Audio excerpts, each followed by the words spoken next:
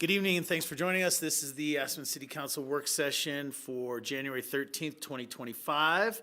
We have two items on our agenda this evening. We are starting with a discussion on the Armory Hall adaptive reuse, the land use application, and then an update on City Council goals after that. So we'll get started right away.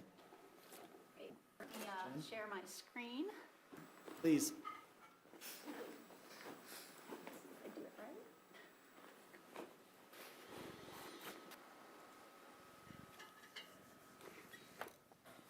Sean.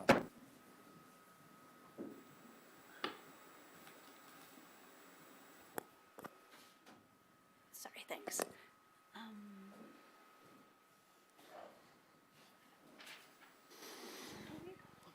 Wait, is it I presenter? Hide that. And now right click again. And show presenter view. Oh, all right, thank you. I don't do that very often. Okay. My name's Jen Phelan. I'm the development manager with the City of Aspen. And this afternoon, we have a draft land use application check-in with council. At the table with me is Jessica Garrow with Design Workshop and Todd Kennedy with CCY Architects. We also will have a little later Bo Breck Ripple Creek properties online in case any questions come up that are in his wheelhouse. So tonight we are going to, or this afternoon, sorry, it's still pretty early. We have a work session agenda. We're going to be talking about the review of the progress that we've made for the adaptive reuse of the Armory since the October check-in that we had for schematic design with council. We want to talk about the material palette that is being looked at for this building with the adaptive reuse. We want to also talk about some facade progression and floor plan progression. We are going to talk about certain aspects of the building, the roof eave extension. We're going to be talking about site plan updates. We also want to talk about the highlights of the land use application. So we'll talk a little bit about the historic preservation guidelines, mobility and transportation requirements, view plane requirements, just kind of key items associated with the application that'll be coming to the city. We also want to discuss the project schedule. We have some asks surrounding that. We also would like to talk about scope expansion and give you some progress updates on next steps and where we're at. What we're going to be looking for from council is direction on the facade and how to treat it with the application. We also are going to be looking for some confirmation on direction on the site plan design. Also want some clarifications on project schedule so that we can get this delivered in a timely manner. And we're looking for approval from you to submit a land use application. So at this point, I'm going to be handing this over to Todd to talk about the design component of the project. So I'll go to the next slide. Yep, thank you. First off, thanks for taking the time out of your busy schedules to have another work session on the Armory project. We remain really excited about the trajectory and momentum this project is building for the community. To start with, we wanted to recap the design we had last shared with you so it can better put into context the evolution in the design. So this was where we were when we last met with all of you. The two primary comments that we heard from our discussions was the first comment revolved largely around the material palette and questioning the use of sandstone, and was the red sandstone creating too much homogeneity between the new proposed addition and changes to the Armory versus using a material with a little more contrast. We can go to the next slide. The other point that we talked a bit about was this design and the fact that it was pushing fairly rigorously on the historic preservation guidelines. And the feedback that we took away from our last meeting was that you guys had asked us pretty pointedly to look at possible alterations to this design that might find an approach that was a little more balanced in terms of finding a viable approach from creating a viable food hall in this building, while also not pushing quite so diligently on those design guidelines. So to go to the next slide, and then we can proceed to the next slide after that. To address the first of those concerns, we've looked at modifying the material palette of the new additions to a naturally patinaing metal. In this case, we're at this point assuming copper. It could be a number of different things, but a darker metal that's warm in tone that more dramatically contrasts the historic armory. So the distinction between the new and the historic is more clear. Additionally, with that change, upon digging into historic photography in a more detailed way, historically the windows of the armory have actually been darker in color. We don't know exactly what color, but clearly at the time that this building was built and for long into its history, the windows were a darker color, as were the dormers. So we've begun to show the windows within the historic building itself as darker, complementing the use of the darker material for the visitor center and the vestibule. We can go to the next slide. One of the other things that has also changed is the color of the roof. Throughout its history, the roof of the armory has changed pretty significantly. The historic record varies on what it shows, from wood shakes and shingles to various metals. We are proposing going with a copper roof. A metal roof will help with the building's long-term resiliency, and we think ties to the building's history as a metal roof in the past. We can go to the next slide. Where the design stood in terms of the openings we were creating, the canopy we were creating. This really just reflects addressing those changes of the material palette.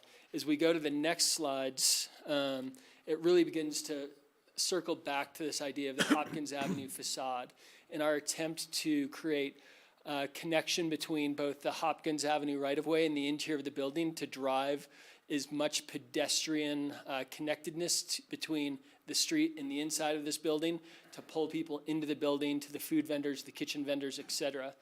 To recap this slide, just so that we're sort of talking the same language, we've referred to the 5 bays on this Hopkins elevation as bay 1, 2, 3, 4, and 5, moving from west to east. So the westernmost bay being bay 1, the easternmost bay being bay 5. The other thing that's important to recap about this slide is the history of this facade has really changed dramatically over the years. And what we've learned in doing research is that bays 1, 2, and 5 in particular have changed, whereas bays 3 and 4 have remained the historic material that's existed, at least as far as we know, from the time that the armory was built. So going on to this next slide, we'll see that we've come up with a design alternative that, while we don't prefer this as much as 3, 4, and 5, the bays 3, 4, and 5 option that we were just looking at, we feel that this approach finds that balance that you're requesting between the design guidelines, but still a solution that is going to be what we and the city's development consultant think can be an economically viable approach to Armory Hall and creating a food hall out of this space. So it limits the impact to the historic material to bays 2 and 5. But again, both of those bays over the history have been flexible over time.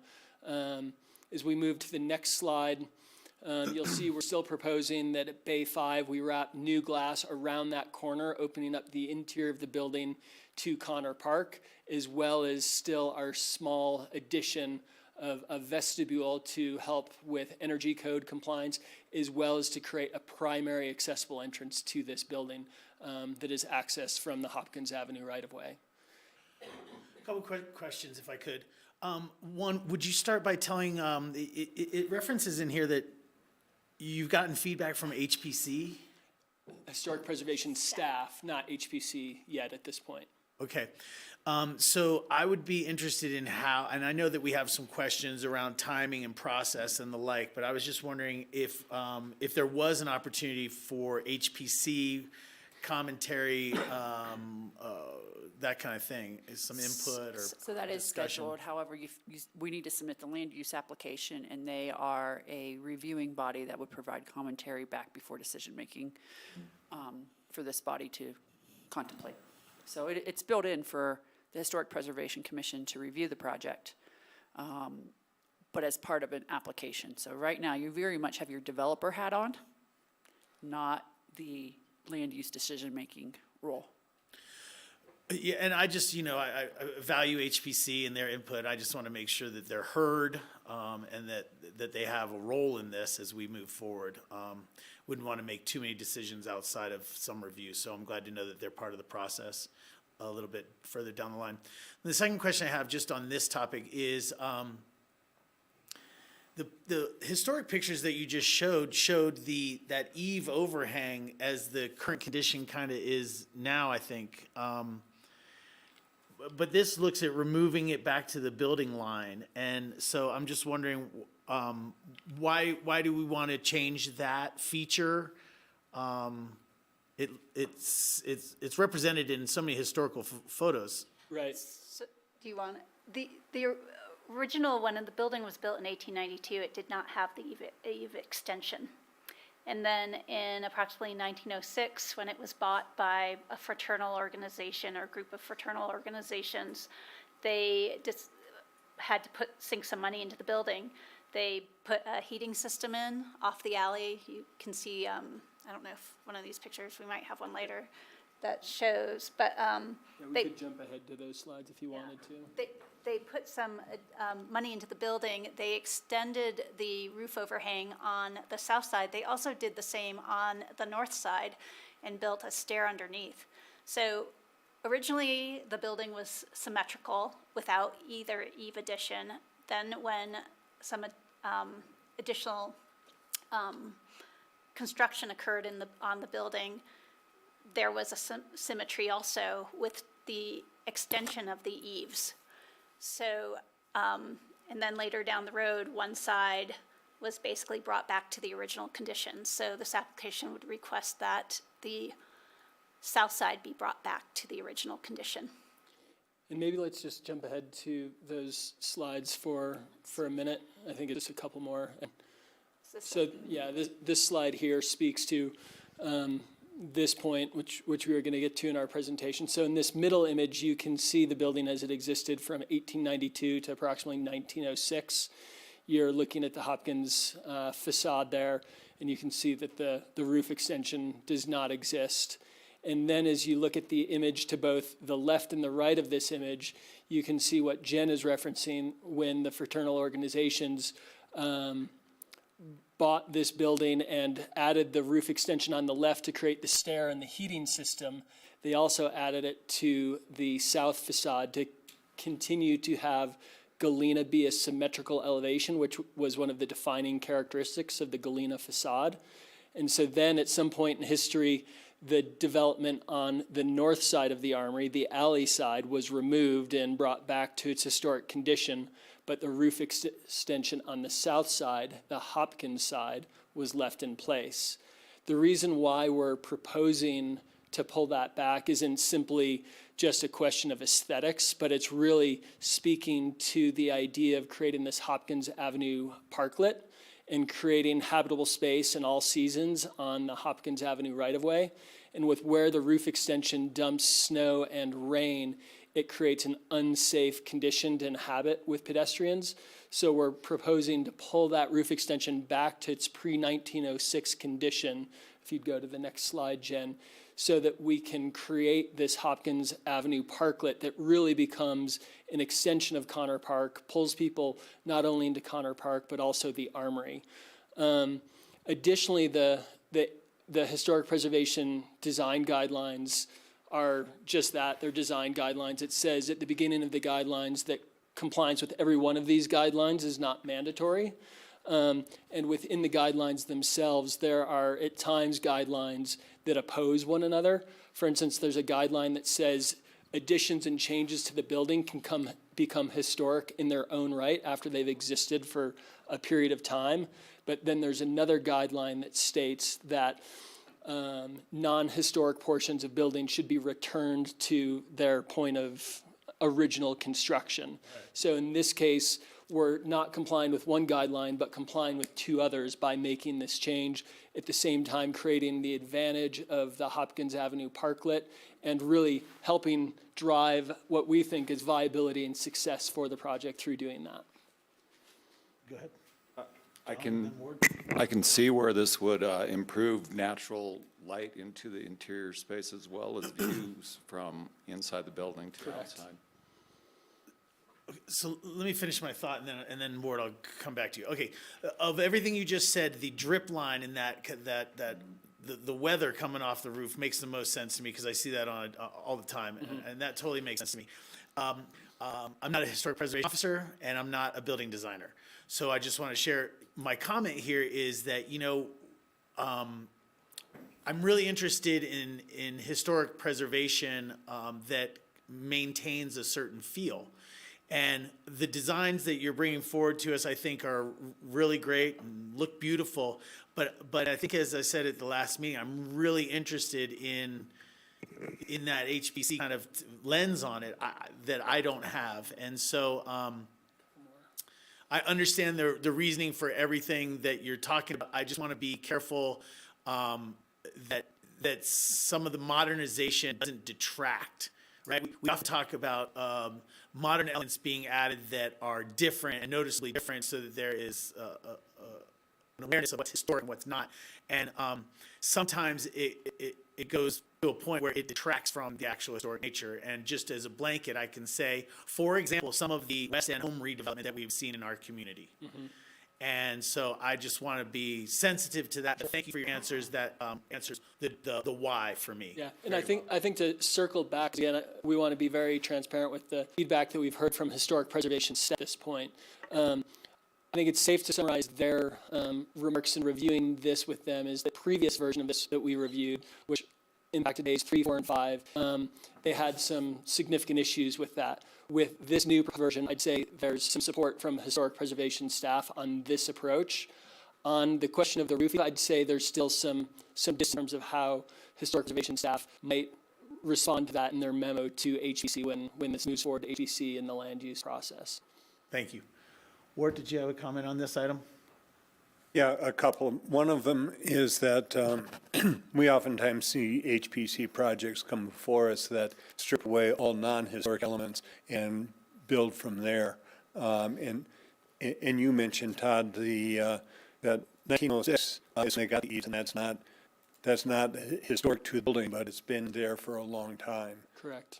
So one of my questions dovetails with John's, and that's the wanting to open this up to natural light along the Hopkins facade, and that I would like to see as much passive solar come into that western or the southern facade. And I'm not sure how the Lululemon building affects the available passive solar into this facade, but I would like to see as much light, natural light, allowed into that building as possible. Yeah, and these changes will certainly improve the daylighting condition and in addition to, we've added 3 large skylights on the flat portion of the roof, so those skylights won't be visible. And then inside the space, we've opened up the second floor so that there's continuous space. So I think there will be considerably more daylight on the first floor than there's ever existed in the Armory. But these changes to Hopkins are a big part of that for sure.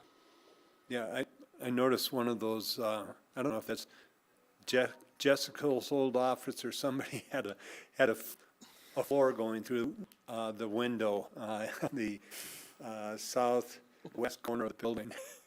Yeah, that whole second floor doesn't have a very good relationship to the existing windows.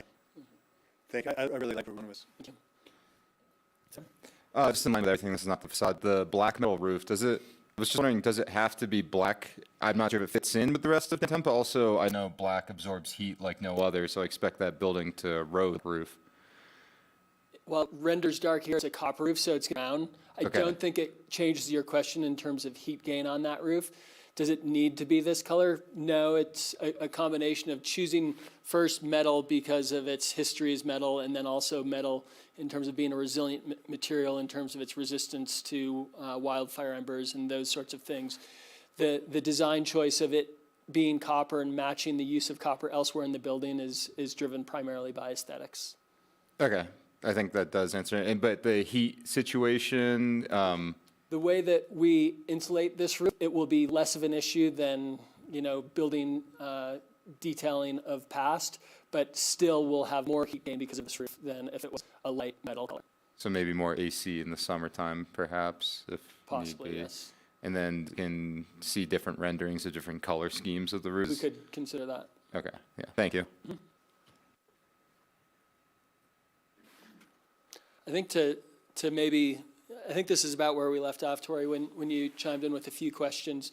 I think one important thing to know about this design alternative where we're impacting bays 2 and 5 instead of the previous slides that we showed you, which was bays 3, 4, and 5, is we made some modifications to the floor plan to accommodate this change. So we'll jump to the next slide, which will start with the floor plan. The floor plan that we showed you last time. This floor plan was a result of feedback that we had gotten from all of you about wanting to make sure that alcohol service, i.e. the bar, wasn't a huge focal point of this main level, that the main level of the Armory really felt like a family-friendly place. That resulted in this floor plan that pushed the bar to the southeast corner of the space and sort of de-emphasized its location within the space. As we've changed which bays we're opening up, we'll go to the next floor plan.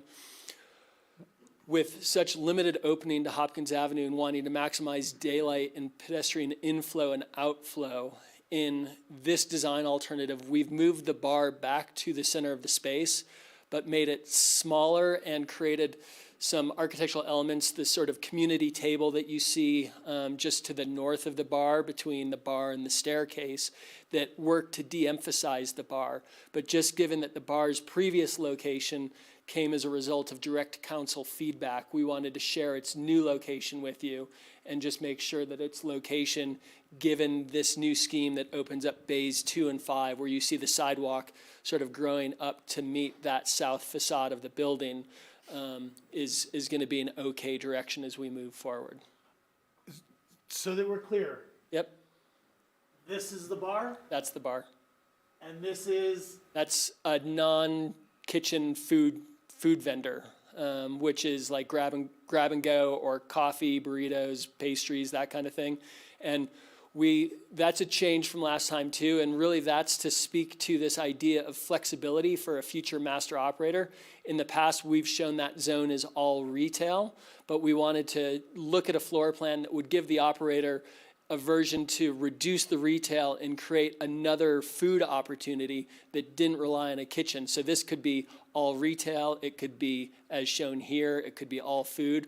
Again, one of the things we're trying to do to attract as many master operators as possible is give them some sense of operational flexibility over the tenants they're going to sign up for this space and how those tenants occupy this space. So everything to that sort of far left side along Galena is sort of a design option. Really the focus of this slide is the position of the bar moving from the southeast corner to existing in front of Bay 3. and then this space, That's a kitchen, so that's a kitchen, restaurant service, correct? There's 3 kitchens. non-kitchen, food service. Yep, Bar as in alcohol, correct. as in a bar. As in a bar. But the primary bar, not a big bar for a facility of this size, the primary bar, which is maybe 30 to 40% larger than this, is upstairs on the second floor.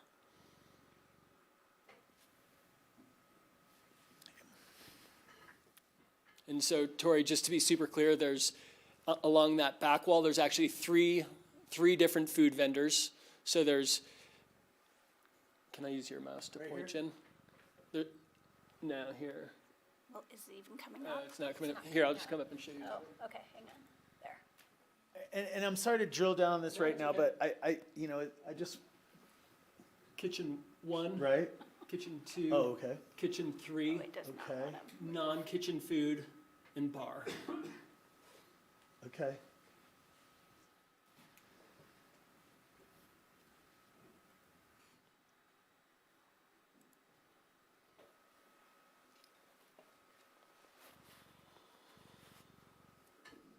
John?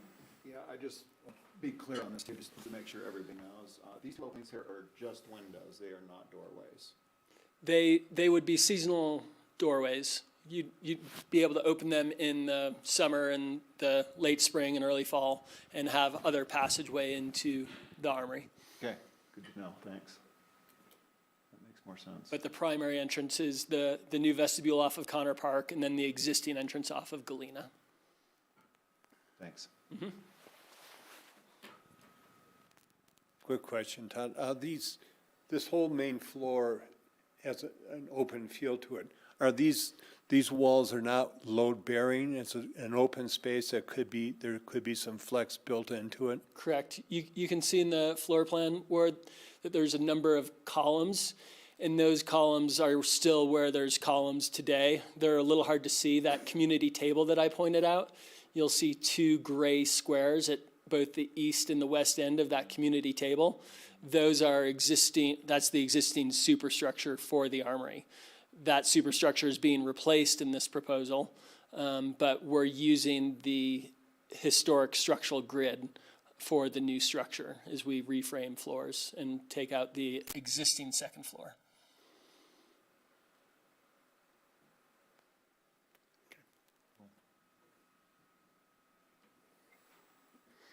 Any other questions on this slide or the change to the floor plan as a result of opening up bays 2 and 5 versus bays 3, 4, and 5? From here, I think we're going to get back to the question of the roof overhang, which I think we've largely covered at this point. Happy to address other questions.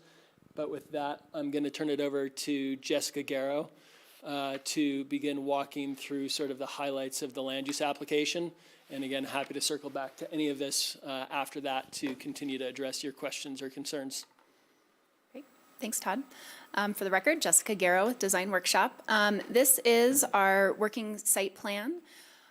One of the things that we wanted to call attention to for City Council tonight is when we submit the land use application, it will be a combined application for Armory Hall and for Connor Park. They are actually one parcel, and the improvements really complement one another. And so the application will incorporate both pieces. We have some questions for you as we go through some of the highlights of the land use application related to that relationship, but we wanted to make sure that you really clearly understood that that would be part of the application.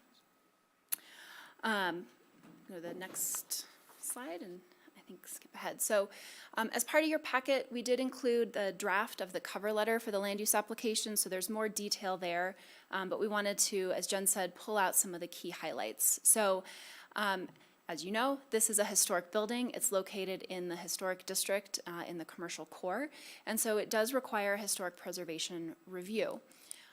This building is currently and has really for its entire history supported community uses in Aspen.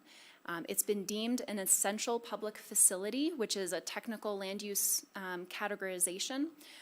As we move forward with the remodel and adaptive reuse, it would remain an essential public facility. It is a city-owned asset and is a community focus in terms of what that land use is.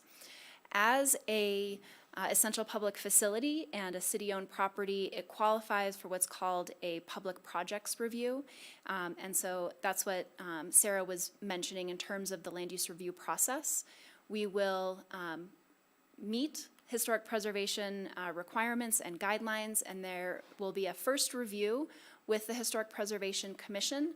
They would then be a recommending body to City Council, and City Council would make the final decision.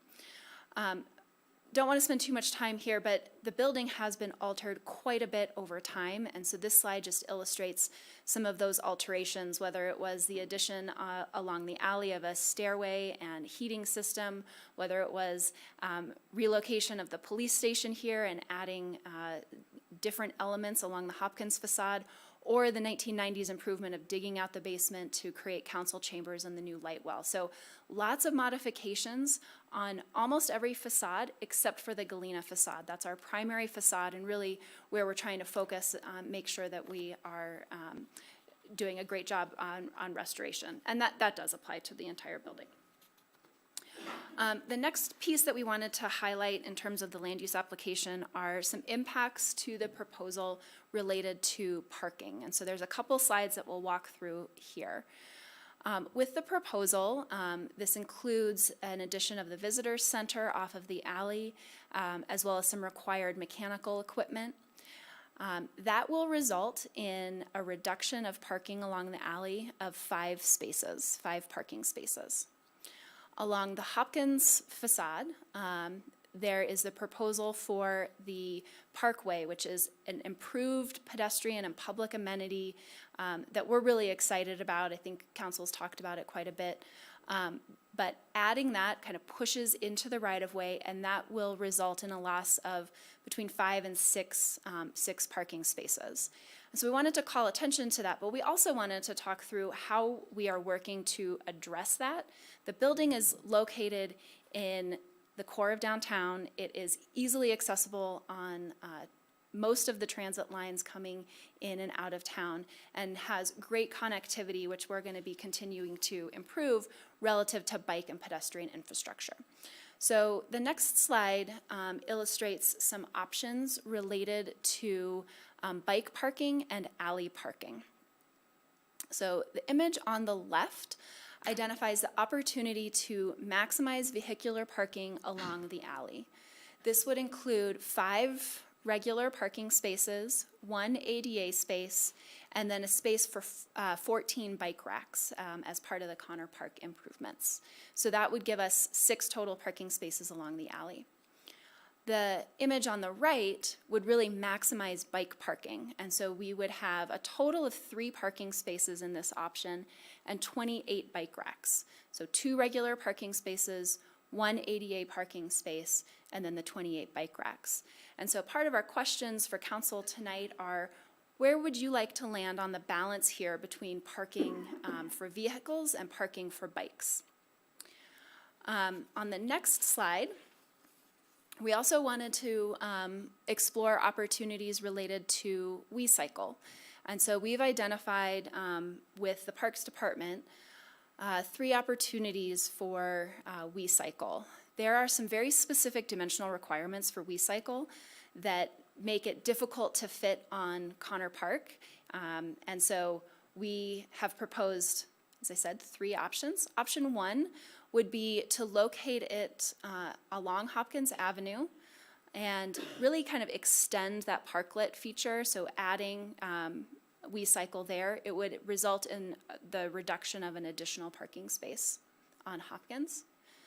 The second option would be to put it in the alley, which could be part of that solution of moving towards more of a bike parking within the alley versus vehicular parking.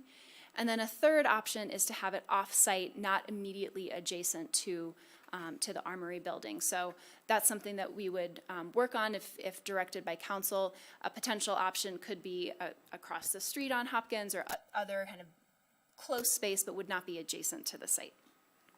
Can I jump in and these bike racks, I assume they're removable, so you can have bike racks in the summer, WeCycle in the summer, remove them and have extra parking in the wintertime, right?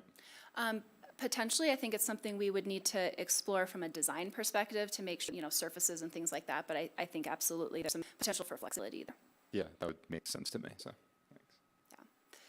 Yeah. So really quickly, just kind of a summary of mobility. Again, the site is so well connected through pedestrians, bicyclists, bus lines, that we really want to capitalize and lean into that. And so what you can see here in the pink are areas that are improved pedestrian amenity space, kind of improved connections to make it easier for people to come and go from the building. In blue are the potential locations for bike parking that are adjacent and on the site. And then green for potential area for parking. So again, there's that kind of decision point that we'd like to understand council's perspective on relative to the alley and that balance of bike parking and vehicular parking.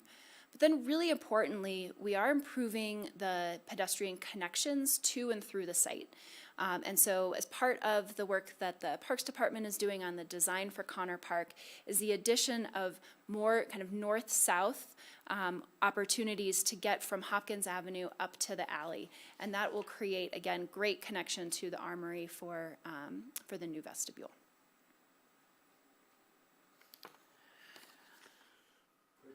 Jessica, the north-south from Warren's Alley to Hopkins, the furthest one east, does that require removal of some trees along the alley, a tree? So there will be tree removal really on all sides of the project to remove some vegetation and trees that are not in good health, but also to make sure that we have kind of good health for new trees and existing trees, and also make sure that the space is really functional. And so there is a proposal for removal of some of the vegetation along the back of the alley and kind of a cleanup along the, the eastern property line. You can see some additional trees proposed there, trying to create some screening between the park and the Connor Park cabins that are to the east. Would you like some input on those two items, bike versus vehicular parking now? You want to come back to it at the end? Up to you. Yeah, sure. Sure. Great, we'll come back to it at the end then. Although John looked like he had a comment. I know, but if he's coming in about this, then we're going to do it at the end, unless it would be helpful for you to have it now. I think it's council's preference. Great. Okay. So the next application piece that we wanted to highlight, this is some additional information, I think, from what you've seen in the past. This is in the courthouse view plane. There are two view planes from the courthouse view plane 1 and courthouse view plane 2, and these do cross the property. New development cannot infringe on a view plane. And so we've worked really hard to make sure that any addition is below that view plane line. Courthouse view plane 1 covers all of Connor Park and a very small section of the western facade of the existing Armory. And Courthouse view plane 2 covers most of Connor Park and only the southwest corner of the Armory. So most of the Armory is located outside of these view planes, but a very small portion is located there. On the next slide, you can see this, and you can see where these view planes cross the property line, and you can see the very small area that it crosses on the Armory itself. The proposed vestibule addition off of Connor Park into the Armory is well below the view plane line, as is the new visitor center. So we wanted to highlight that for you. It's a required land use review. We will show compliance with all the required review criteria. There is one piece that is related to this, which is on mechanical equipment. And so in order to make sure that the Armory functions well and has what it needs in terms of mechanical equipment, we are creating a sunken portion on the roof to kind of sink in the mechanical equipment so that it is not visible from the view plane, so complying with those view plane criteria, and is not visible from the street. And so you can see that here in the square box on the screen. So that's important to know for the view plane review. The second piece that is important is there's a different section of the land use code that limits mechanical equipment to a height of 6 feet from the point of attachment. CCY and REG have done a lot of work trying to figure out the right mechanical equipment for this building. And based off of all of that work, this mechanical equipment is 7 feet in height. So there is a technical variation for the mechanical equipment to make sure we have a functional food hall. So we just wanted to call attention, make sure that council is aware. This will be part of the land use application. So it's related to both the mechanical equipment that's off the alley on the visitor center, as well as the mechanical equipment on the top of the Armory. Question? Yeah, I think this is obvious, but the Armory predates any view plane. It does, and that's part of the applicability of the view plane criteria, and will show consistency with that. Yeah. So on this conversation you're having, the sunken part on the roof is an interior space. Does that impact the roof height that is currently on the top floor? So it does not impact the overall height of the Armory. I'll have Todd identify interior spaces. So if you could imagine, we sort of jokingly refer to this as the donut hole. If on the flat portion of the roof on the Armory today, so the roof's like, and there's the bit that's flat in between. Interior to that roof, we're taking a section of that roof and depressing it about 7 feet so that all of the mechanical equipment can reside in that depression. There'll be roof drains and everything, so water and everything gets out of there just fine. And so that we can have all of this mechanical equipment in the optimal location to serve this type of facility without the roof depression or this roof equipment being visible either from the view planes or from the public right-of-way. So does it lower the interior roof height of the top floor? It does, but we've positioned this such that that lowered site is over the kitchens in the back of house space, so it won't impact your perception of the great quality of the volume of that upper floor of the Armory. So this is the old ComDev from, Yeah, it's Amy Simon's old office all the way over to Suzanne Wolf's office. If you And remember that. if we wanted to get more, If you know, you know. we don't have a second floor plan in this presentation, but if we went to the first floor plan, I could show you approximately where this roof depression is occurring, if it's helpful, or if No, that's no, enough you information. explained it plenty fine. I Okay. get it. It's great. So- It won't impact the feel of the interior space of the top floor. Correct. Yeah, correct. And we just wanted to highlight this as, it's additional information as we've gone through and finalized the design and preparation of the land use application. The final piece that we wanted to highlight on the land use application is related to growth management. Every application, all new development in the city of Aspen is required to go through a growth management review and, if meets certain thresholds, provide affordable housing mitigation. So as I mentioned, this is considered an essential public facility, so there's a specific review for essential public facilities, but it's also a historic property, and there's a different review process for historic buildings. As we've gone through and again finalized, gone into more detail in preparation for the land use application, this project qualifies for the historic preservation exemption review through growth management. What that says is if it's a historic property and you are not triggering demolition, which we are not triggering demolition, and if you are not increasing the mitigation floor area, which we are not, there is no housing mitigation required because there's no net new space.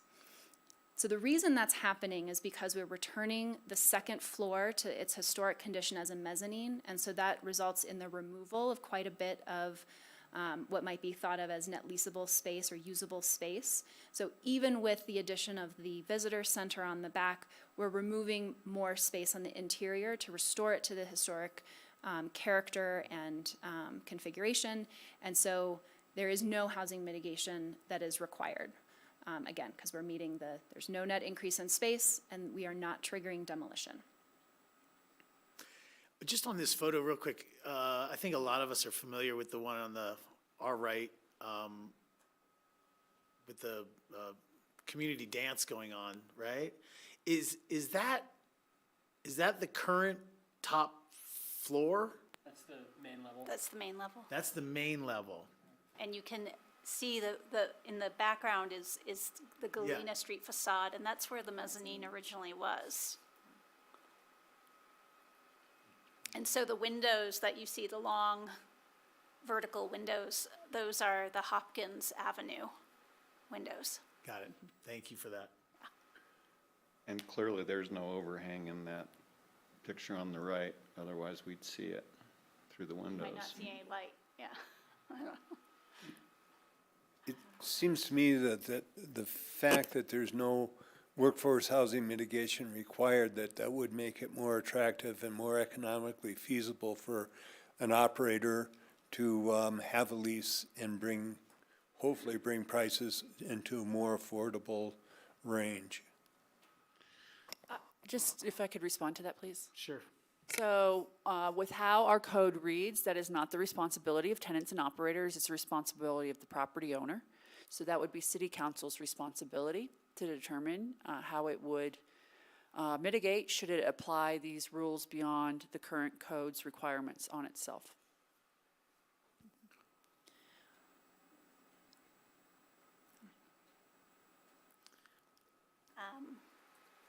Any questions on that, or should we talk a little bit more on some other topics? Yeah, we can keep going.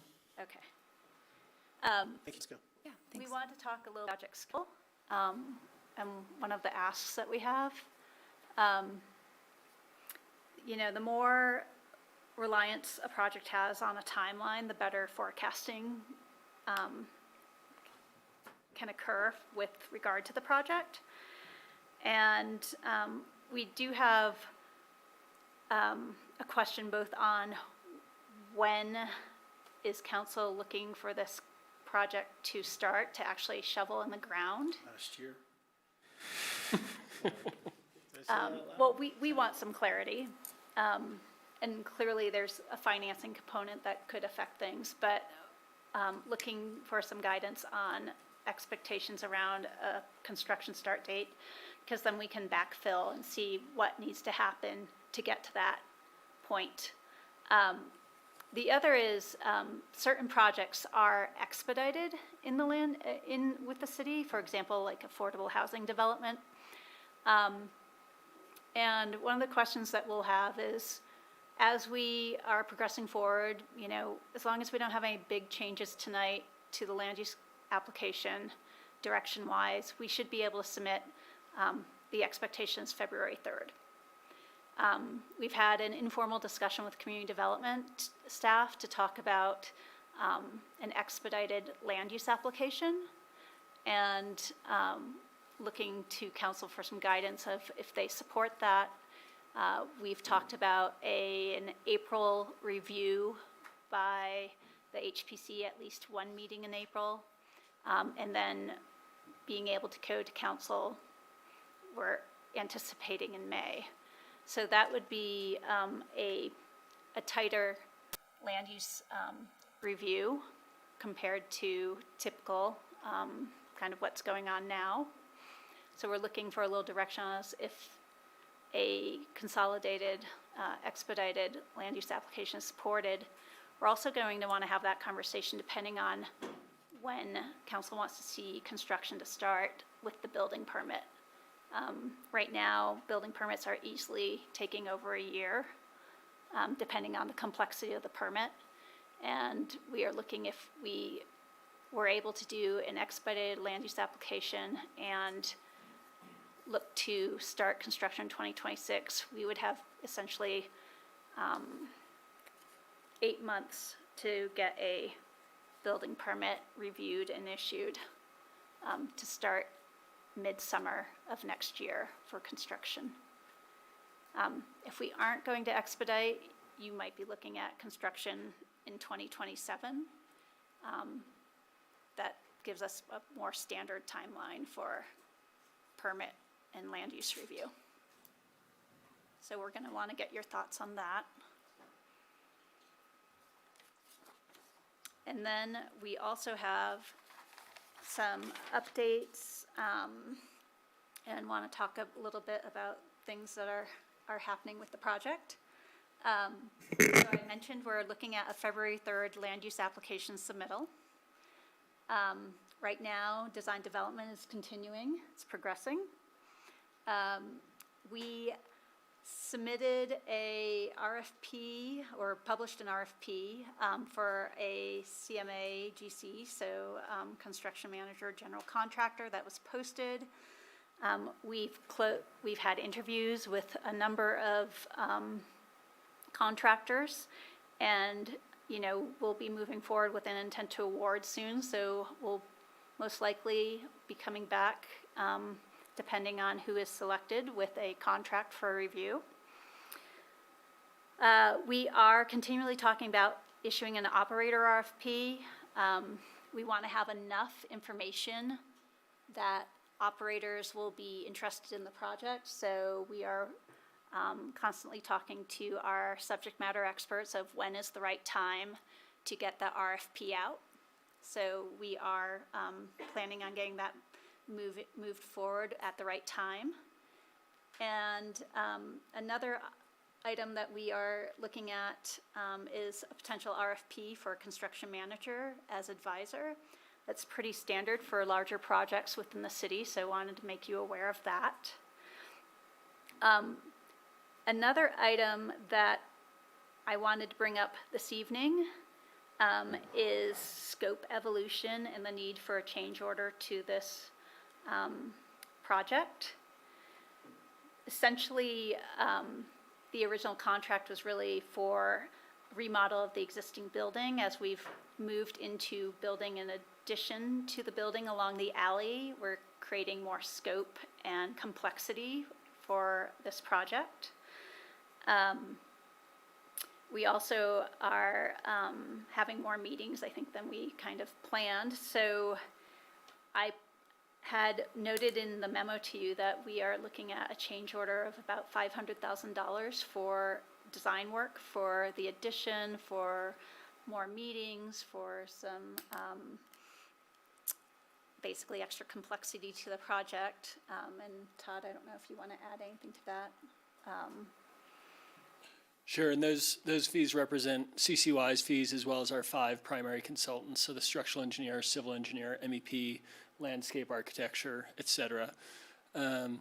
Really, the change order, this portion of the change order is really being driven, as Jen has said, by one, the addition of the visitor center and just the additional complexity of taking a project that was predominantly a remodel and creating ground up new construction to that. It just introduces a fair number of new scopes of work into our world. Additionally, as Jen mentioned, there's been more meetings and the process has stretched out quite a bit longer. And so the nature of our contract is an hourly to a top set. Our hourly rates, as well as all of our consultants' hourly rates, generally reset on January 1st. The original proposal and the original RFP from the city had asked that the work would be complete by the end of 2024, and the vast majority of our work is actually extending into 2025. So there's part of this change order is an adjustment in our hourly rates and our consultants' hourly rates, but still working hourly to a top set, so that creates some sense of, if we can continue to work efficiently and get work delivered more quickly and get the process moving efficiently, we can come in beneath that maximum number. There's another component with the change order is when we did an initial operating budget in May, we saw, based on what was produced by the operator experts, that there was a very modest return to this project, and they felt that the only way to really get interest from operators was to basically have this project turnkey for an operator. And as you recall, council did support that idea. So what that means is you need fixed finishes designed for this project. You also need FF&E, which is, remind me, it's furnishings, fixtures, and equipment. And equipment, thank you. And so that would add another $500,000 to the project. Now, what that does, it brings the total project at this point from $2.2 million to $3.2 million for soft costs for design. That with a $35 million project is 9.3%, which is in line with design services. You kind of typically look around 10%. What I do want to say about this project, though, is you are rehabilitating an old building. And there's going to be higher soft costs involved in this project, just because we have more testing of materials, things will come up. So although we are pretty much kind of in line of what a typical project would be soft cost-wise, I don't want you to think that it will stay at this number, because we will have certain things like testing, you know, a CMA comes on board, those things will add cost. Okay, a couple quick questions. You referenced that when it comes to the CMA GC, you are going to come to council with a recommended GC? We have interviewed 3 firms. We had 6 responses. 2 would require that we come based on that. But yes, we're planning on coming back to council with a selected GC, a recommended GC. Okay. You know, we've had, over the last 2 years, we've had a lot of questions around our procurement and contracts that are brought to us. I know that council, you know, might have some concern about a single recommendation and would want some other information about why that is. So if that's the process that we're on, you want to bring a single recommended because of the vetting that you do, I would say that's fine, but I would be aware that council has had a lot of questions recently around our procurement of these vendors. I had a request from a council member about the change order and the scope evolution, wondering if there was the opportunity for negotiation to talk about those. You know, in a meeting like this, it's very hard for us to get down to line item numbers and projected costs. So I'm a little at loss at how we go forward with that and having real, you know, some deep enough thought by council about an additional $500,000. And so I will wait to hear from other council members how they feel, but I do know that one council member did have some questions around that.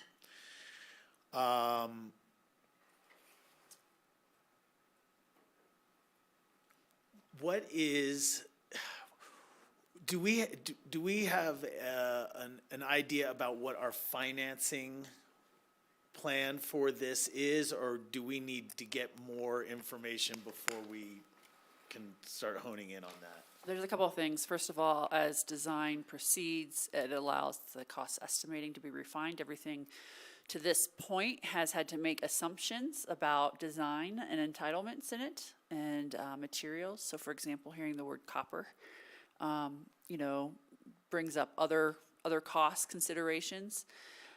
So we're working through that. We are trying to, we are in the process actually of looking for additional assistance in reviewing the costs associated with construction to have a better estimate.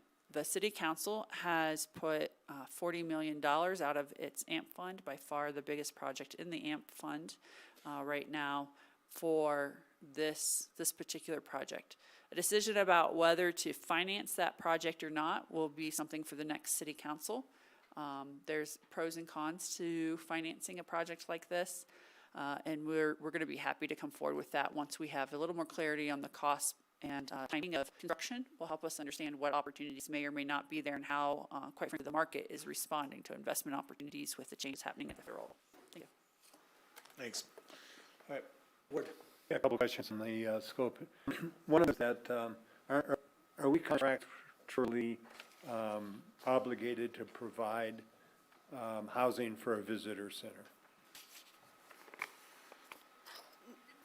No. As we mentioned, because this is a historic resource, there are benefits associated. There's obligations as a historic resource, but there's also benefits. One of the benefits is as long as this project does not add any new square footage over what's existing today and does not trigger the technical definition of demolition, there is no employee mitigation required for this project as a remodel. Yeah, Jen, that wasn't my question. My question was, is the city of Aspen obligated through ACRA to provide visitor Agreement with center? Accra, sorry. Oh, and the reason the US isn't triggered is that the square foot of the addition for the visitor center is compensated for in the reduction of that second floor mezzanine area. So the net space has very little impact. So $500,000 is associated with providing a visitor center that we are not obligated through our tax revenue stream for. You are contractually obligated to provide at least 2 up to 3 visitor centers in the community. It is the agreement you have with your destination marketing. Yeah, that's the Friday. question I just asked, and I got conflicting answers. One was no, one was yes. I asked if we were obligated to provide a visitor center, and then I got an answer of no. Now I'm getting an answer of yes. I'm sorry, I understood that first question to be housing for the of a visitor center. Yeah. Said housing and, yeah. Housing a visitor center, not, Oh, Okay, So that we totally- yeah, sorry, I some missed it. misunderstanding around the table. So, right, it's to the city's benefit to how visitor services are provided in the community. Give you an example, Mayor Tory and I, on our last visit to Queenstown, saw what it's like when it's not managed. It does not fit our community's expectations at all, where tour operators are doing it directly and taking over your public spaces to hawk their literature and so on. The issue you do have is that the current facility on the pedestrian mall is, not to current building standards and needs major work. Should that be the retained location? We think the integration with Armory space and the council's discussion about why you're doing that is to help drive our residents and our guests in the community into this facility to support it. It's really important for the profitability of the space to meet its net operating costs. yeah, so just a little context, going back in time, visitor center originally was going to be down in the basement of the current Armory. It's been at the old powerhouse, and now we've determined that we want city offices down there, so we have to find a new location for the visitor center. We've had previous discussions about perhaps purchasing something and for the visitor center, but this seems to be the direction the council wants to go. So that's we're obligated to provide a visitor center, and so $500,000 of this increase in scope is really dictating an obligation we have through with the current operator now, which is ACRA. But we did have original proposals for the space to be interior to the building. So building the accessory building is council's direct. Right, and that was to free up more space for community use in the main building. And then, so the other 500,000 that adds up to another $1 million is that white box versus turnkey. Correct. And the white box decision would leave it less attractive for an operator to come in. And this might be further down the line, but if we put more money into it now to make it turnkey, I think we have seen a couple of times with the opera house space and with old taster space, how long it takes to put a restaurant in if they have to put new mechanical and new fixtures and equipment in. So by doing this, I think we're increasing, by having a turnkey, we're increasing likelihood of getting operators for master lease and for leases of space within the Armory.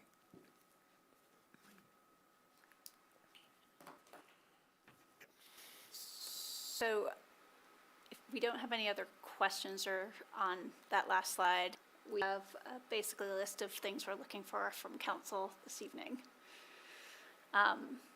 We want to confirm the facade direction. We want to confirm some site plan direction.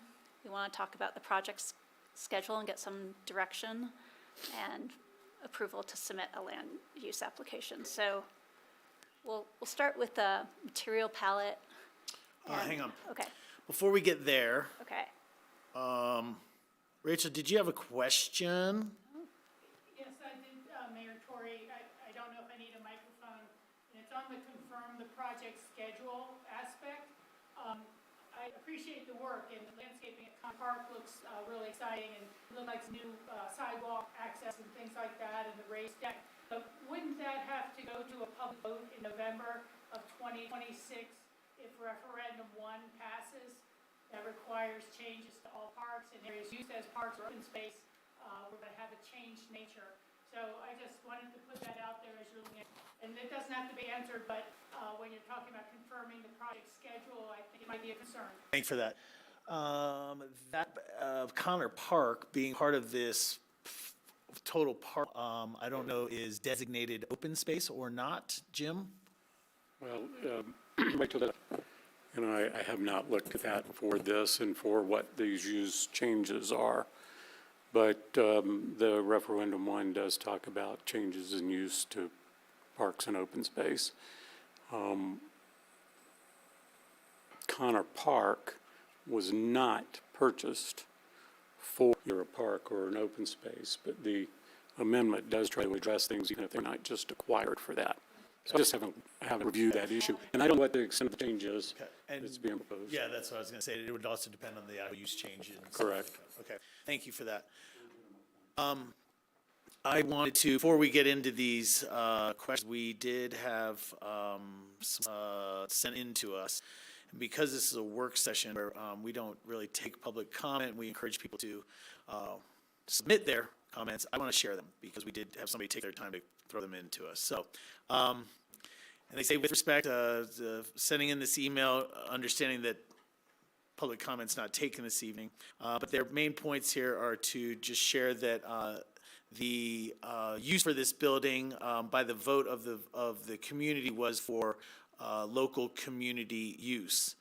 It says that the public outreach was done, and it was very appreciated, time, effort, money on behalf of, from staff and others.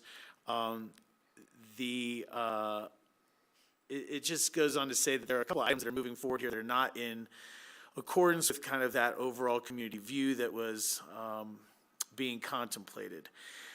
Current plan shows tremendous amount of meeting space. I'm not sure that that's necessary. Third floor could be used for a combination of uses, not just restaurants and bars. References everything from rentable hall, parties, events, pop-up markets, and the like. And then something about a public partnership has been offered up to cities, another way for cities to stay involved with running the building and oversight. Some sort of public-private partnership is looked at as favorable here. Last comment was that the Historic Preservation Commission should have input at some point of the process. So I just want to share that with you guys, and now we can get on to kind of considering these questions that are ahead of us. We'll go through them one at a time. Let's start with confirming the facade direction.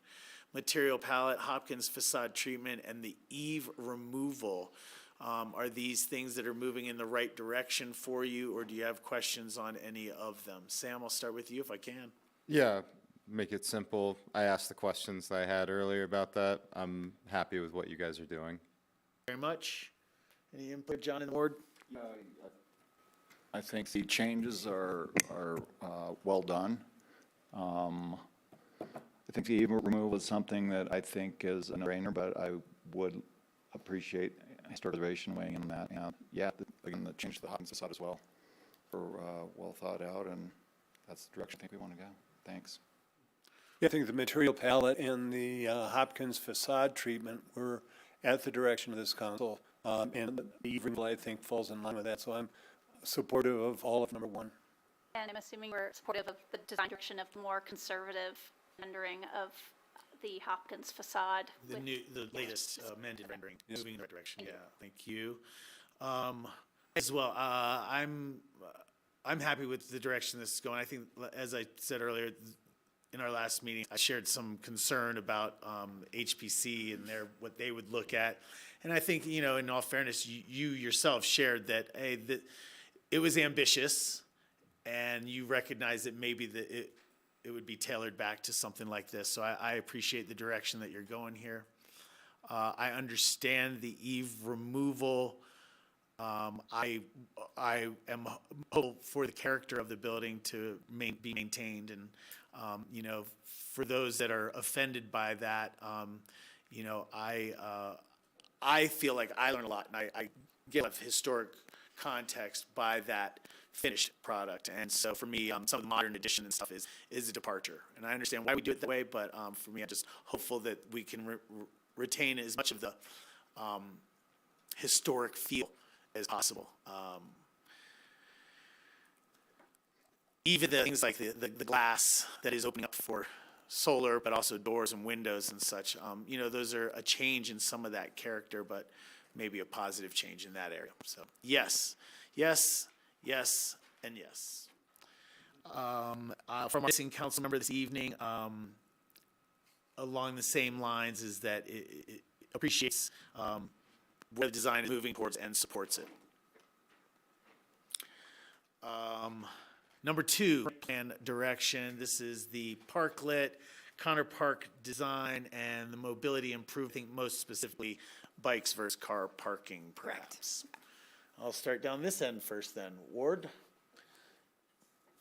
And the Connor Park design, really like that. I do have some questions that can be worked out in the future about mobility improvements we've already, by having the Hopkins Avenue, we're removing quite a few parking spaces, and whether we're going to put recycle on Hopkins, on Warren Alley, or an adjacent property is something I haven't decided on yet. I have to marinate on that a little bit, but I think that it's important that we retain as many automobile parking spaces as possible, but really we have a desire to have pedestrian and bicycle over cars, so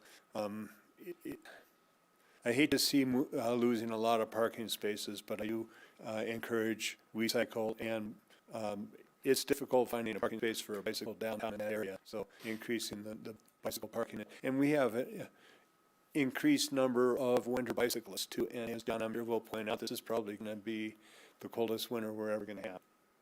So, yeah. Welcome to the coldest winter of the rest of your life. So I'm positive on all of number 2. I'm just not quite sure on the final designs on mobility improvements. John? I like the design for the park. I think great work was done there. As far as WeCycle goes, that parking space is only gone for 6 months out of the year because it's reclaimed once winter comes and the WeCycle pod is moved.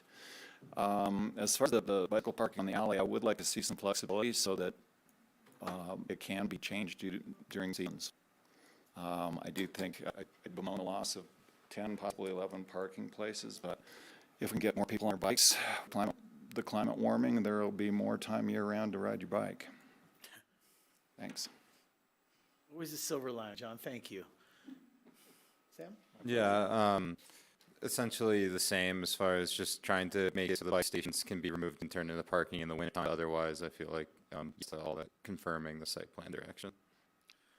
Thanks. I'm supportive of parklet. Connor Park design, I don't really know. I don't know what's the overall design, or things like you had a rendering that said something like mini stage. I mean, I Can you don't. pull that back up, actually? I feel like maybe we need to spend a little bit more time on that because it does have structure that's not there today in the proposal. Thank you. Right before the intro. Oh, God, thanks. This one. Yeah, so I'll jump in and make Mary and Mike come on up if I miss anything. Ideas with Connor Park include maintaining the existing spruce tree that is along Hopkins and updating the deck area there. So additional places for people to grab a sandwich from the Armory and come out and have space to sit. And have really great interaction with that entry area. And then kind of a flexible lawn space and a mini stage that would enable some performances, whether that's part of the summer market or other events related to the Armory, but really creating a usable space that is activated and feels really comfortable and kind of complements what's happening with the Armory. Currently, the park is used in the summers for the Saturday market. Would those vendors be able to be back in this, or would we be looking for a new location for them? Yeah, great question. I think there remains to be some detail there, but the space would be available. It might be re-envisioned. Those specific vendors might be in a different location, and other vendors or other activities might be in Connor Park. So I think more detail as the design is finalized and, continued conversations on the market. I can add a little bit to that as well. Mike Tunte with Parks and Open Space. I think Jessica summarized it really well. The question of the nature of Connor Park, we really see this as becoming one of the premier urban parks in Aspen. That the energy of the Armory Hall and Connor Park working together, we see that as a huge benefit. Right now, there is one evergreen tree that really dominates the site. We see that as being a sacred tree here. That remains. Sort of the round circular shape that you see in white is that tree. Because it really dominates nearly 50% of the park, there's a deck that's built and over the top of the roots. It sort of floats, and that allows some usable space there. Again, the dialogue with where CCY has placed the doors at the corner of the building makes a really strong, compelling case for people to have their lunch outside. And then the rest of Connor Park, the kind of green lawn area, if you will, is just a lot of informal space. The mini stage, to be honest, we don't know how that's going to evolve just yet. What we see is that supporting the functions that are going to occur here, so that if you have an evening where there might be somebody, we're not picturing bands here, we're picturing something low key of music or any type of entertainment that could occur in Connor Park. The park is evolving. We've worked really closely with the design team of Armory Hall. We feel good about where it's landing right now, but are certainly open to any thoughts and feedback on that. Okay, thank you for that. So for me, this is a lot. I don't know that it needs to be quite this intensive. I did fully agree with the build out of the basement space having a little bit more exterior access. I think that will make that the basement space much more usable and enjoyable. So I did appreciate that. The green open space with a stage or, leaving that kind of flexible is great. The decking and such underneath the tree probably can be pulled off really well. It looks like a lot in the rendering. So, I mean, in general terms, I'm in favor of how you're integrating the exterior with the interior. It might be a little bit over-programmed for me, but it's in the right direction. Your other question was around the mobility. I have a feeling that some parking is going to be needed on site there. You have people that are going to be temporarily visiting the visitor center. You're going to have drop-offs of both people and goods. So I was wondering if even moving some of the additional bike parking that you're talking about on the alleyway out to the parklet on the corner there or something like that. Maybe there's another location that bike parking could end up. I just think that some on-site parking to service this building and the users of the building is going to be necessary more than 3 spots.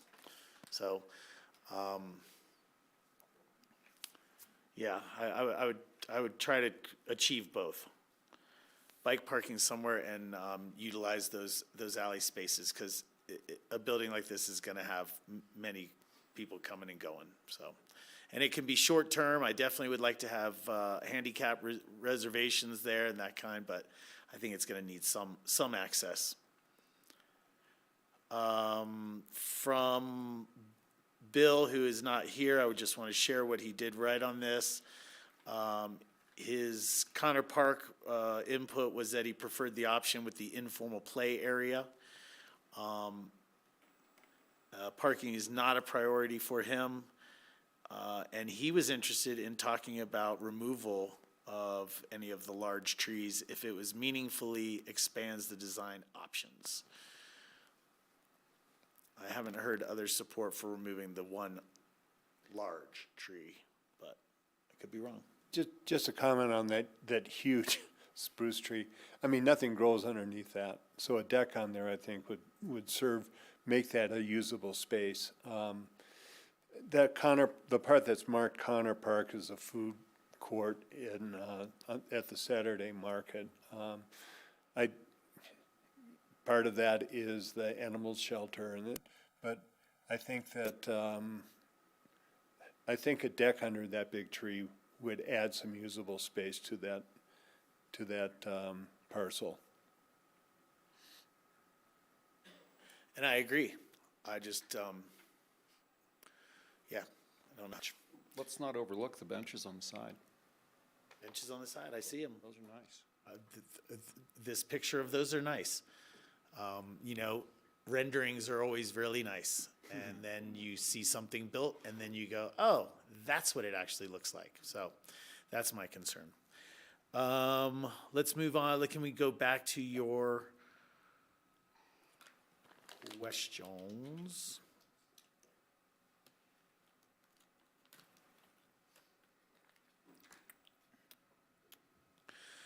Confirming the project schedule, expedited land use, building permit review, confirm construction timeline. Before I get some input here, you know, I think, well, I know that my concern here is, and when you were explaining it a little bit, Jen, you said it in a way of a normal timeline, which gives us the opportunity to do everything. And I don't know if that meant crossing T's and dotting I's or not, but my concern with an expedited land use review is the tax on both the staff members and teams that we have, and making those deadlines, but also what falls off the plate if we are expedited. And I hear that it's about a year, perhaps, of time. 26 versus 27 kind of thing? Yeah, I'd like Ben Anderson to respond, if you don't mind, about how his department handles direction for expedited review. It's used very, very rarely. The code provides it for affordable housing and significant public amenities. So an example would be, you know, the lumberyard entitlement process and the Burlingame entitlement process. Another example of when we used it, it was in order to expedite getting surgical suites completed before winter ski season at the hospital. So it's used very rarely, and at this point, I don't see a provision in the code that delegates this decision-making authority to me. And I'd like Ben to explain to you what they do, what's different when it's an expedited public project. Mayor and Council, for record, Ben Anderson, Community Development Director. Jen and the design team and my staff had a good conversation about this a couple weeks ago. You know, I do, you know, we've got staffing issues on the planning side of things, without a doubt, and I want to be honest about that. I will say that, you know, I think what Jen has shown as kind of the expedited versus non-expedited, I don't think it's considerably different. We're probably talking a month or 6 weeks difference, just making sure that we're getting in front of HPC as soon as possible. What that means, you know, so on the land use side of things, what's been proposed as expedited and, you know, being in front of HPC sometime in April and then to council hopefully sometime in May.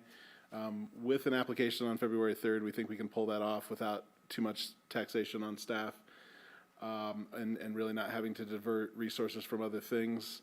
I do, you know, once we get the building permit, this is going to be a complicated project, and, you know, we would want to have better understanding of what expedition means once we get to the building permit process. because this is a complicated project at that level. But in terms of the land use pieces that have to be reviewed, you know, not saying that this isn't a complicated project, but it's fairly constrained, and we think we can pull it off on the timeline that Jen described. Thanks, Ben. And so the trade-off is on the building permit side is that rounds of review would be faster if there's issues for the availability of the staff. The detriment of that is there's other applicants, you would have this project jumping. That's how expedited reviews in a building permit process. And it's one you've directed in the past, you've directed in code to occur. And really, we're asking you, you know, again, you have both the regulatory decision-making and the developer decision-making, but we can tell you, right, any developer will tell you, the longer you wait, the more expensive it gets. And so we're putting that decision-making back in the council's hand about how to deal with this value conflict. Thank you. Any input or start back down here? Yeah, I'm a big favor of expediting this project for the reduced cost, and also want to confirm this with someone, but I also believe 2026 is when the airport is being redeveloped, so I feel like the construction of this, it will be good timing to do this while the airport is closed, so that hopefully the airport reopens and we have a new Armory food hall very soon thereafter. Yeah, I support using an expedited land use review, and I think this is an essential public facility. I want to move forward as quickly as possible with the design palette and all the other work that CCY has done and the staff has done. So the sooner we can get this built, the better, and the sooner we can get it built, the less expensive it's going to be on our budget. John? Yeah, I had concerns about staff's bandwidth to handle this, but Ben has allayed my fears of that. I'm all for expedited land use and building permit review. I think the community has said their desire for this is strong, and I think we should deliver as quickly as we can. Thanks. I'm supportive of moving this forward as quickly as possible as well. The one thing that sticks in my head is that as we've been making these decisions over the last year and a half, I would be interested in, and I guess we'll have that if we get to submitting land use or whatever, a public hearing. I would love to get the public's input and find out where they think this project is going as well. But I'm sure that will happen in a public hearing, I assume with some approvals that we'll be doing. There is opportunity, but I do think we need to continually keep the public informed on a high level about this. I agree with the email that we received today that this has departed a little bit from perhaps what the community voted on and then what the community supported through the outreach process that we had. And I just want to make sure that the community is still on board and approves of what the city council decisions have been on this. So I'd love to see that as part of it, but yes, I would like to see it moving forward. Our other council member is supportive of the same. The other item, I did bring up the change order. I need to work that through with the city manager too, but that is something that we need to bring probably in February. Mm-hmm. Okay.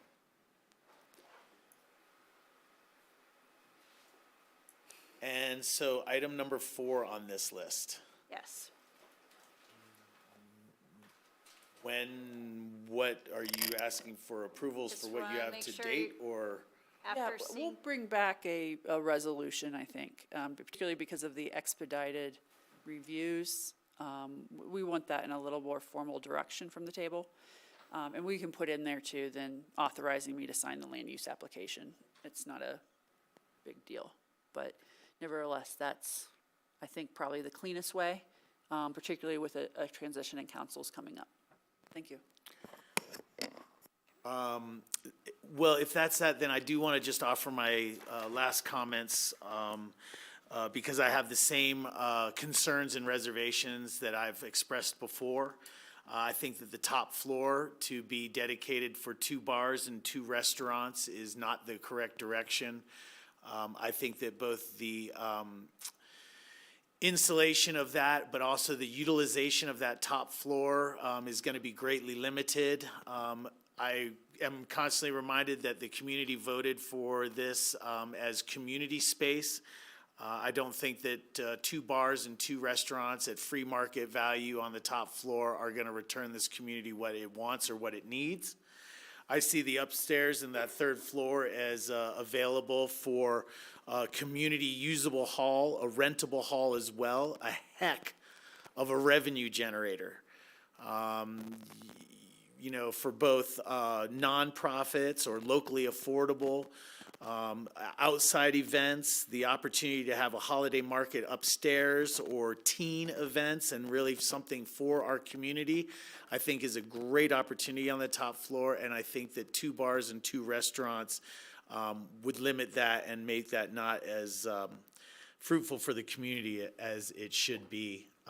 I don't know how much of that is going, and for that matter, having an alcohol service bar on the ground floor, for me, I find inappropriate. So the direction that this has gone to be less of a food hall and more of a restaurant building is just something that I don't think is the best use of this place. I have concerns. 5 kitchens, 3 bars. 2 bars. Not that that matters. 2 bars upstairs or 1 bar upstairs? 1 bar upstairs, 1 bar. 2 restaurants, 1 bar? Same. I don't mind a bar service upstairs. I think that hall could be used for some great stuff, and I think there's revenue to be had. This community is starving for space to get together and gather, and I think it's very valuable space. So once again, 5 kitchens and 2 bars.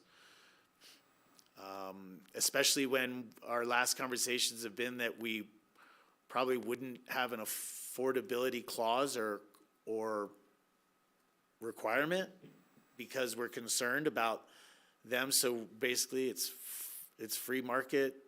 We don't, anyway, I've said it before and I'll probably say it again.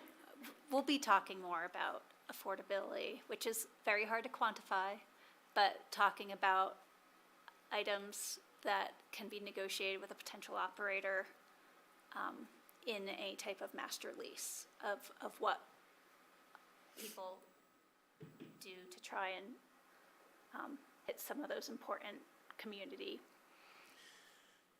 desires. Yeah, I appreciate that. You know, I think on the main level, I think what the direction that you're going, aside from the alcohol serving bar on the main level, I think is great. I think that really hits on the food hall and affordable eats and grab and go that people were talking about a lot during the planning and outreach process for that. The departure for me is really that top floor.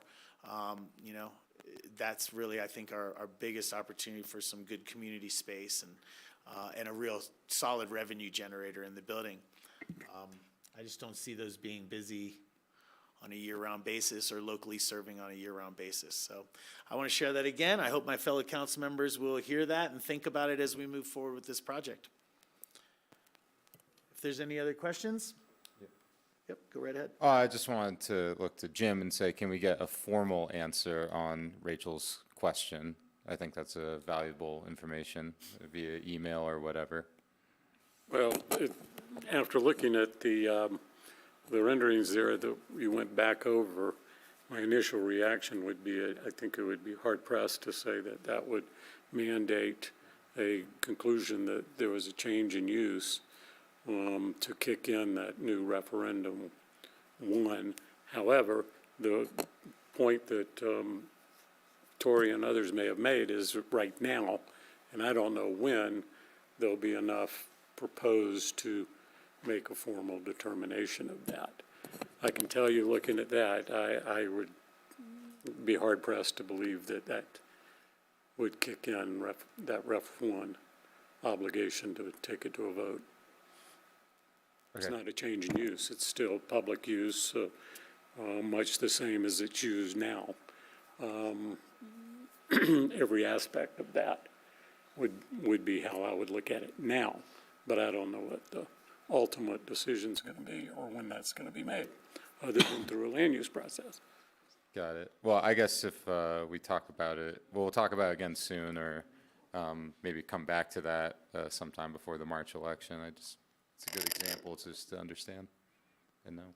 Yeah, I'm not sure there's, I'll defer to the attorney. I didn't hear a request from council to come back with more information on this, other than was just provided, so we both probably could use a little help if that's the expectation. The second thing I'd say is right, this is already a space that you have vending happening in, that you have informal gathering in, that you have programmatic activity happening in. It's a park improvement. That's at the fundamental, that's what it is taking a very worn out parcel of land and helping change it into something much more inviting than what the experience has been, at least for the last few years. Yeah. I just wanted to get clarity on it because I think it is a good and interesting question. Well, I get the point. I understand her comments. And I understand your point, but right now it might be a little premature. Okay. But I agree with Sarah too. I mean, that's exactly what I was saying, is that It's still a park. really a change. Clear as mud. No, thank you. All right. Thank you guys very much, Thank you for your time. Thank you, appreciate very it. much.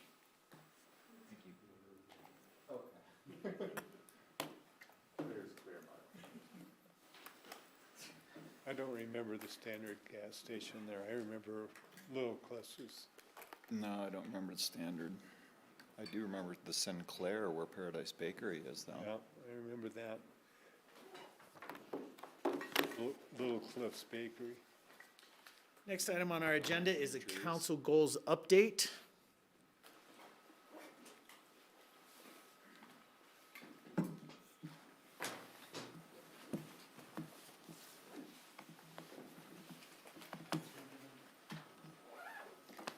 Good evening, Mayor, members of council. I'm Jen Uten, and I'm the Senior Project Manager in the City Manager's Office. And with me this evening is, John Barker, the Director of the Strategy and Innovation Office. and we are going to provide an update on the 2023 to 2025 council goal work plan. As you know, City Council adopted this plan in June of 2023. And individual work plans were presented in work sessions over that summer. Council last received a comprehensive update on these goals in early 2024. And included in your packet for this meeting, staff provided a written review of the accomplishments made over the past 2 years toward the 6 council goals and the 32 sub-goals. The presentation this evening will address council's goal of customer-focused government, and a quick review of external funding granted to the city that bolsters local dollars to achieve these goals. And then I'd like to note that the Armory Hall project update is, since that's one of your goals, the presentation that Jen just gave can be part of the council goals presentation. With that, I'm going to hand this over to John Barker to talk a little bit more about the progress related to customer-focused government, which is maintaining and enhancing relationships with residents, businesses, and visitors. That's critical to provide services essential to our community. Thanks, Jen. Yeah, so I think we wanted to spend a little bit of time on this goal because it's something that we're really proud of the work that we've accomplished over the last year. One milestone, which I think council has heard about before, but the project is now substantially complete, is the establishment of customer service standards for the entire organization. So one of the things that we tried to do was understand exactly what was the customer experience like at the 24 or 25 different business functions here at the city, and find ways in which we can make that experience look and feel similarly for our customers when they interact with staff, but also be cognizant of the realities of what a customer might need from utilities and what a customer might need from the special events department are different, and we need to be responsive to that. So the first part of the project was getting together a group of about 20 different staff representing 12 different departments and establishing a framework for what can we agree on as our core standards that we are trying to uphold here at the city. And we spent quite a while getting this holistic understanding of what customer service and, more importantly, customer experience should feel like at the city. Then the next phase of that was acknowledging the individuality of each different department. So we took this organization-wide framework and went out and worked with staff and department leads in every single city department and business function, and created a unique set of standards that started with that customer service framework and adapted it to the unique needs of the staff and customers in each department. So these departmental service standards are where you would see specifics around response times, standard operating procedures, things like that, as well as protecting the needs of staff. So making sure that staff feel safe in their workplace, making sure that there's backup available, things like that. And so here are those overall core standards that the organization-wide team came up with. So you can see authenticity is there in the middle, and that's surrounded by anticipation, engagement, consistency, and accountability. These 5 core standards are accompanied by essential behaviors and essential considerations that give further instruction on what exactly we mean and expect of our staff when they're embodying these standards.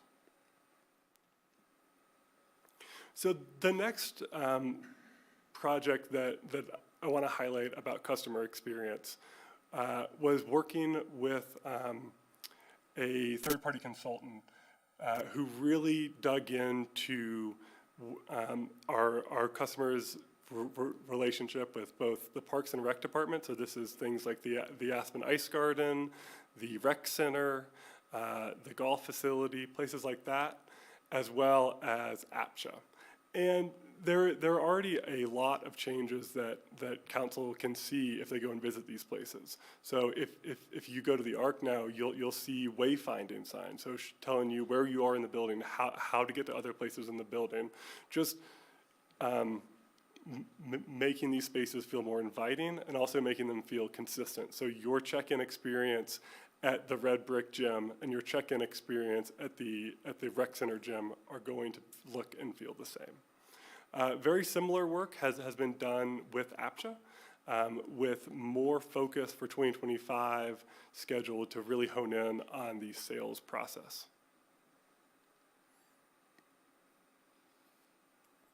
I'm going to stop right there and see if you have any questions related to the customer service items that we went over, and then we'll transition. Could you go back to This one? you had 2 slides, the one before that, nope, one more. Okay.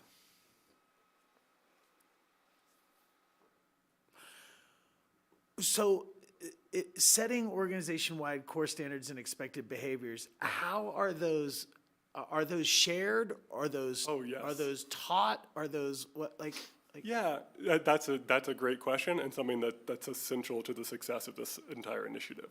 So you'll see. I think the most important part of this, right, is that it's included in new employee orientation. It's just the way we do things here. Our expectation is that our core standards become like city values, right? And they're ingrained into the ethos and the way in which we approach decision-making, and it's just the way that we do things around here. So we have, you'll also see them sort of in, framed in different spaces in the building, and it's even ingrained into staff performance reviews. okay. Appreciate it. I think that was it. I just want to know how it's put into practice. I'm just going to add to that too, is that one of the, Tyler was the executive sponsor for developing that framework. And one of the things Tyler did really well was making sure there was a process for buy-in. Buy-in from the staff who helped develop the framework and further buy-in from the staff who are being held to the standards of the framework. And so I think that's a critical part of any change initiative, is to do that and provide people a lot of why and how it relates to being a professional organization that delivers on its promises. And so I'd just like to give Tyler a minute to talk a little bit about how he did that as well, if you would entertain it, Council. Thank you. Sure. So as John talked about the core standards, after those core standards and that framework was created, ultimately this was presented to all departments. And each department, as John mentioned, the 24, 25 different business functions, took these core standards and framework back to their department and included feedback from all of their staff members at each part of their business function, and really talked about what this looked like for each of them to commit to these standards. This was really capturing the work that we were doing today, but has also an aspirational aspect to it as well. And so the development of each framework at a departmental level really ensured that folks at all levels of the organization were exposed to this even before it was formally adopted. And so actually the magic of this project was that the process of developing each departmental standard was really the deliverable of the project rather than the written down standards themselves. So I'll also add that, you know, with any large organizational change initiative, one of the opportunities for failure, right, is getting that message of what does it mean for me as an individual, and I think this project did a really good job of that by having a two-step process. So the first step was this organization-wide lens, which you see here in front of you. What you don't see, right, is probably every single full-time staff member was engaged with a conversation with their department about what these mean for them and how they're going to apply them for themselves, and not only for their department, right? You have large departments like parks, right, who have many different functions within parks. So the different crews had intentional conversation. So I think this process really helped get buy-in and education throughout all levels of staff.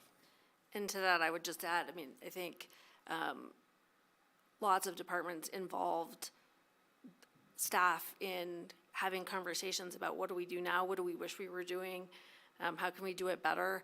I mean, I looked to Ben to see if he was behind me, because I definitely, if you were in community development while they were working on it, there were post-its everywhere, lots of conversations happening about customer service, and that was represented in our organization. And I'll add one more thing. I think one of the unique parts of this project is it really touched on how we appear for each other, how we appear for the community.